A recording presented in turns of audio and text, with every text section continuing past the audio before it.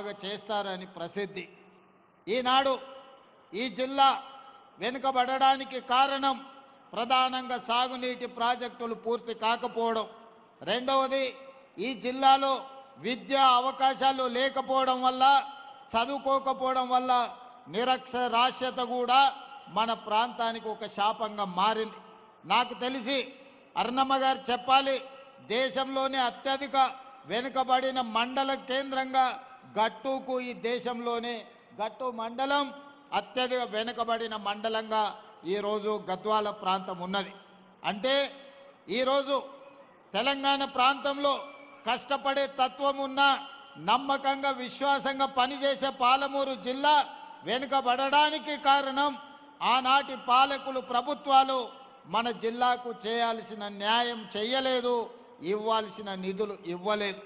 అందుకే సాగునీటి ప్రాజెక్టులు ప్రారంభించుకున్నా ఈనాటికి పూర్తి కాలేదు.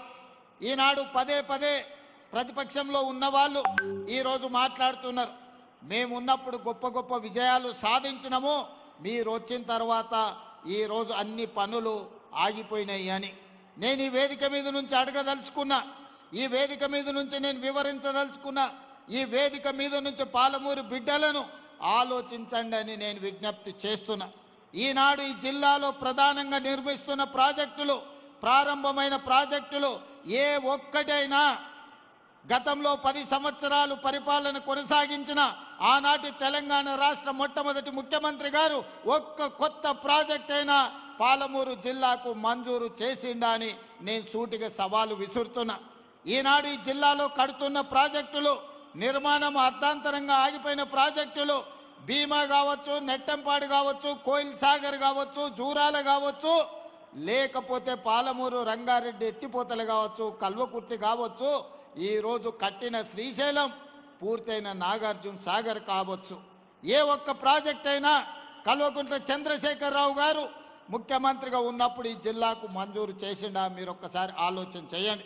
ఈనాడు నేను సూటిగా ఆనాటి ముఖ్యమంత్రి నేను సవాల్ చేయదలుచుకున్నా, మీరు అనుమతులు ఇచ్చిన ప్రాజెక్టు కానీ, మీరు మంజూరు చేసిన ప్రాజెక్టు ఈ జిల్లాలో ఒక్కటైనా ఉందా? మీరు చూపించండి.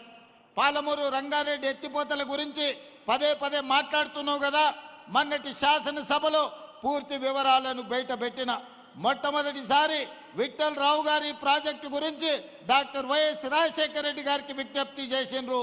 ఆ తర్వాత రాజశేఖర రెడ్డి గారి మరణంతో ఆగిపోయిన పాలమూరు రంగారెడ్డి డికే అరుణ గారు మంత్రిగా ఉన్నప్పుడు కిరణ్ కుమార్ రెడ్డి గారికి తీసుకెళ్లి ఎన్ఎం శ్రీనివాసరెడ్డి లాంటి శాసనసభ్యులు సంతకం చేసి ఆనాడు ఉమ్మడి రాష్ట్రంలో పాలమూరు జిల్లాకు పాలమూరు రంగారెడ్డి ఎత్తిపోతల పథకాన్ని 2013లో మంజూరు చేయించడం జరిగింది. మరి తెలంగాణ రాష్ట్రం వచ్చిన తర్వాత పూర్తి చేయాల్సిన ప్రాజెక్టులు 10 సంవత్సరాలు ఎందుకు పూర్తి చేయలేదు అని చెప్పి ఈరోజు నేను వారిని అడగదలుచుకున్నా. ఈరోజు మా గురించి మాట్లాడుతున్నావు కదా, పాలమూరు రంగారెడ్డి ఎత్తిపోతల పథకానికి 25,000 కోట్ల రూపాయలు కాంట్రాక్టర్లకు బిల్లులు ఇచ్చినవు తప్ప ఉద్దండాపూర్ భూసేకరణకు ఈరోజు ఎందుకు రైతులకు నష్టపరిహారం ఇవ్వలేదు అని నేను అడుగుతున్నా. మా అనిరుద్ధ్ వచ్చి అడుగుతున్నాడు, అన్నా ఉద్దండాపూర్ రైతు బాధితులకు, ముంపు బాధితులకు నువ్వు పెంచినావు, కొంత నిధులు విడుదల చేసినావు, మిగతావి నువ్వు విడుదల చేస్తే నువ్వు విడుదల చేస్తా అని చెప్తే నేను రైతులకు వెళ్ళి చెప్పుకుంటా అని చెప్పి ఈరోజు ఎమ్మెల్యే గారు అడుగుతున్నారు. ఈనాడు బీమా కావచ్చు, సంగం బండలో ఒక బండ వలగొడితే 12 కోట్ల రూపాయలు ఇస్తే 10,000 ఎకరాలకు నీళ్లు వచ్చేది, 10 గ్రామాలకు నీళ్లు వచ్చేది. 10 కోట్ల రూపాయలు కూడా నువ్వు ఇయ్యకపోతే సంగం బండలో బండ వలగొట్టలే. కానీ నేను ముఖ్యమంత్రి అయిన తర్వాత సంగం బండ వలగొట్టడానికి నిధులు ఇచ్చిన. ఇవాళ భూసేకరణకు సంబంధించి కసిరెడ్డి నారాయణ రెడ్డి వేదిక మీదనే ఉన్నాడు, శాసన మండలి సభ్యుడు ఉన్నప్పుడు ప్రయత్నం చేసిండు.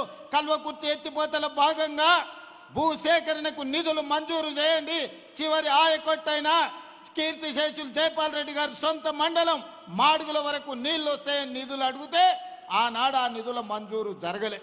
కానీ నేను ముఖ్యమంత్రి అయిన తర్వాత కసిరెడ్డి నారాయణ రెడ్డి గారు, డాక్టర్ మల్లు రవి గారు వచ్చి కల్వకుర్తి శాసనసభ నియోజకవర్గంలో కృష్ణానది జలాలు పారాలి, మాడుగులకు నీళ్లు రావాలి అని అంటే 70-75 కోట్ల రూపాయలు భూసేకరణకు చెల్లించాలి, రైతులను ఆదుకోండి అని చెప్తే మన ప్రభుత్వం వచ్చిన తర్వాతనే ఇవాళ భూసేకరణ నిధులు విడుదల చేసినాం. ఉద్దండాపూర్కి నిధులను విడుదల చేసినాం. ఈనాడు మనం ఏదైతే చర్చ జరుగుతున్నదో మక్తల్ నారాయణపేట కొడంగల్ ఎత్తిపోతల పథకం ఆషామాషిగా రాలే. ఆనాడు చిట్టెం నర్సిరెడ్డి గారు, రాజశేఖర రెడ్డి గారు ముఖ్యమంత్రి ఉన్నప్పుడు కర్ణాటక సరిహద్దుల్లో ఉన్న మక్తల్ నారాయణపేట కొడంగల్ ఎత్తైన ప్రాంతం. ఈ ప్రాంతానికి నీళ్లు రావాలంటే ఎత్తిపోతల పథకం ద్వారానే వస్తాయి. భీమా ఎక్స్టెన్షన్ ప్రాజెక్టు కింద నిధులు మంజూరు చేయించమని చిట్టం నర్సిరెడ్డి గారు అడిగారు. కానీ వారు మరణించడం, రాజశేఖర రెడ్డి గారు మరణించడంతో ఆ ప్రాజెక్టు ఆగిపోయింది. మళ్ళీ నేను కొడంగల్ శాసనసభ్యుడిగా బాధ్యత తీసుకున్న తర్వాతనే ఆనాటి ఉమ్మడి రాష్ట్రంలో ఆనాటి ప్రభుత్వాన్ని ఎంబడిపడి పదే అడిగి సర్వేలకు నిధులు మంజూరు చేయించి 7.5 టీఎంసీల నికర జలాలతోని నారాయణపేట కొడంగల్ ఎత్తిపోతల పథకాన్ని 1500 కోట్ల రూపాయలతోని 2014 చివరి జీవో ఉమ్మడి రాష్ట్రంలో ఈరోజు మక్తల్ నారాయణపేట కొడంగల్ ఎత్తిపోతల పథకం తెచ్చుకున్నాం. నేను అడుగుతున్న ఈనాడు గతంలో 10 సంవత్సరాల అధికారంలో ఉన్న మీరు ఎందుకు మాకు అన్యాయం చేసిరు? ఆనాడు మీ మక్తలైనా నారాయణపేట అయినా కొడంగల్ అయినా మీ పార్టీ ఎమ్మెల్యేలనే గెలిపించిండు కదా, మహబూబ్ నగర్ పార్లమెంట్లో మీ పార్టీ ఎంపీనే గెలిపించిండు కదా, మరి వివక్ష ఎందుకు చూపించిందని నేను ఈరోజు అడగదలుచుకున్నా.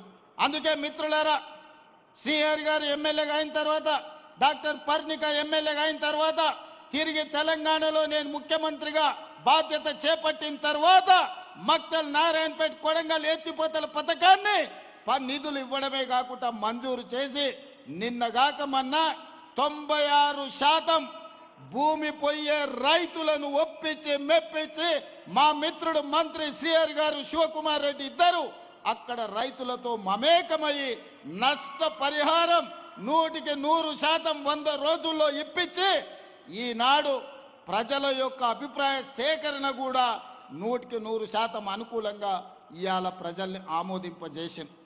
మేము ఉండబట్టి, ఈ జిల్లా వాడిని కాబట్టి ఈనాడు ఈ ప్రాంతంలో ఉండే సమస్యల్ని, ఈ రైతుల కష్టాలను అర్థం చేసుకొని అది కల్వకుర్తి పథకమైన జూరాల దగ్గర బ్రిడ్జ్ కావాలి, జూరాల కట్ట తెగిపోయేటట్టుంది, ఆ ప్రాంతంలో ఎక్కువగా ప్రయాణం చేస్తున్నారు, దానికి కొత్త బ్రిడ్జ్ కావాలి అని కృష్ణమోహన్ రెడ్డి గారు శ్రీహరి అడిగితే 123 కోట్ల రూపాయలతోని జూరాల బ్రిడ్జ్ను కాపాడడానికి ఇవాళ ఒక కొత్త బ్రిడ్జ్ను మనం మంజూరు చేసుకోవడం జరిగింది.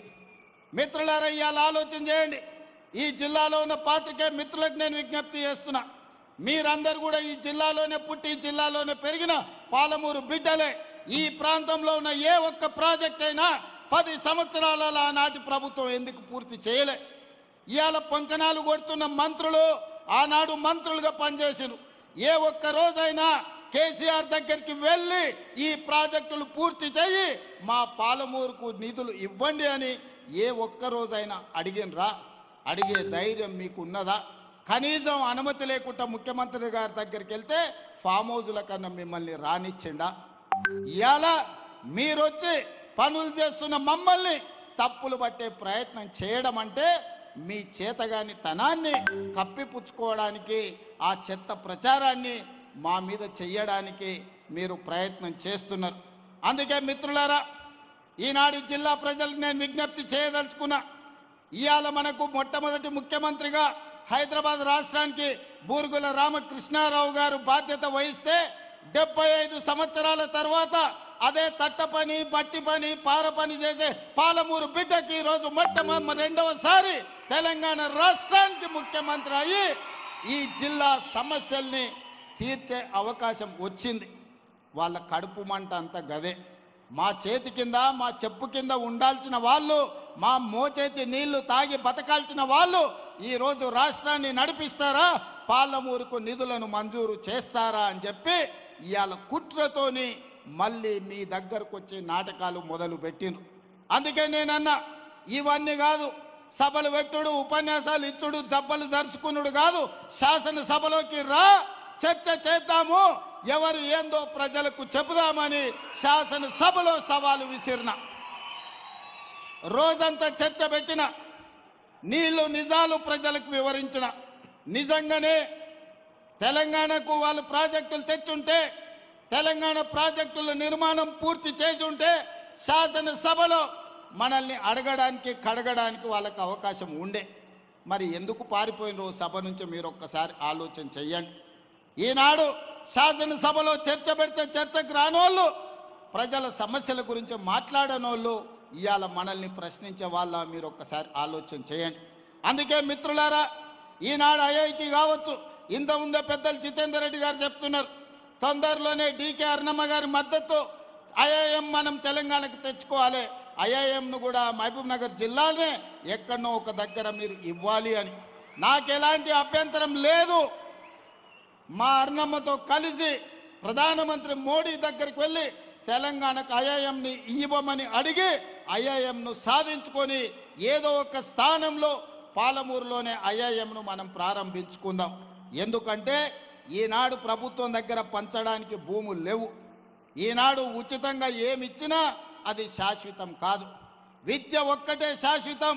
ఇవాళ ఈ వేదిక మీద ఉన్న ఐఏఎస్లైనా, ఈ వేదిక మీద ఉన్న ప్రజాప్రతినిధులైనా చదువుకోబట్టే, విజ్ఞానం ఉండబట్టే ఈరోజు రాష్ట్రాన్ని, దేశాన్ని ఏలగలిగిన ఐఏఎస్ ఐపీఎస్ లైన్. అందుకే మొట్టమొదటి ప్రధానమంత్రి పండిత్ జవహర్లాల్ నెహ్రూ గారు ఇచ్చిన స్ఫూర్తితో ఎడ్యుకేషన్, ఇరిగేషనే మా మొదటి ప్రాధాన్యత. తెలంగాణ రాష్ట్రంలో అత్యధికంగా అభివృద్ధి చెందిన జిల్లాగా ఎడ్యుకేషన్లో, ఇరిగేషన్లో ఎవరైనా ఇతర రాష్ట్రాల నుంచి, ఇతర దేశాల నుంచి తెలంగాణ పర్యటనకు వస్తే పాలమూరు జిల్లానే చూపించాలనేది నా కల.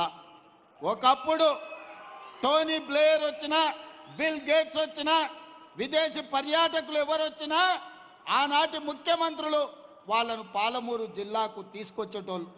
ఎందుకయ్యా అంటే మన పేదరికాన్ని చూపించడానికి, మన వెనుకబాటుతనాన్ని చూపించి, అయ్యా మేమందరం వెనుకబడ్డాం, పాలమూరు వాళ్ళు నిరక్షరాస్యతతో కొట్టుమిట్టాడుతున్నాడు, పాలమూరు జిల్లా ప్రజలు వలసలు పోతున్నారు, తినడానికి తిండి లేదు, కట్టుకోవడానికి బట్టలు లేవు, ఈ పేదరికాన్ని చూసి మాకేమైనా బిచ్చమయ్యా అని అడుక్కోవడానికి మనల్ని చూపించేవాళ్ళు.